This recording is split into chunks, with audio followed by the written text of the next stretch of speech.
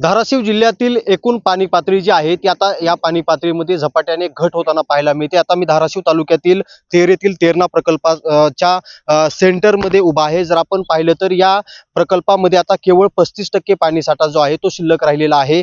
जर आपण पाहिलं तर धाराशिव शहरासह 4 गाव पाणी पुरवठा जी आहे ती योजना या प्रकल्पावर अवलंबून आहे। आणि नव्यानं जर आपण पाहिलं तर धाराशिव तालुक्यातील काही गावं असतील, त्याचबरोबर तेर परिसरातील जी काही गावं आहेत त्या गावाला या नवीन पाणी पुरवठा योजनेचं जे काम आहे ती या ठिकाणी युद्ध पातळीवर सुरू असताना आपल्याला पाहायला मिळते। जर दुसरी आपण बाजू पाहिली तर या ठिकाणी आता जो पाणी पातळी आहे ती झपाट्याने घटत आहे। त्यामुळे कुठेतरी आता धाराशिव शहर असेल, त्याचबरोबर तेरणा प्रकल्पावर आधारित जी गावं आहेत त्या गाववासियांना कुठेतरी आता आगामी काळामध्ये पाणी टंचाईची जो सामना आहे तो करावा लागण्याची कुठेतरी शक्यता निर्माण झालेली आहे।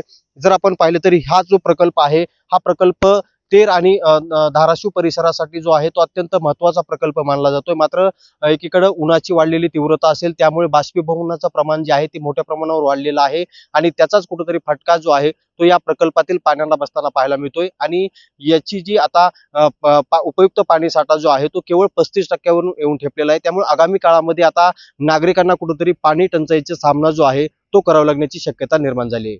बालाजी सुरवसे, साम टीव्ही, धाराशिव। देश विदेशातील प्रत्येक घडामोडींचे लाईव्ह अपडेट मिळवण्यासाठी आता साम टीव्हीच्या सर्व सोशल मीडिया प्लॅटफॉर्मला लाईक, फॉलो आणि सबस्क्राईब करा।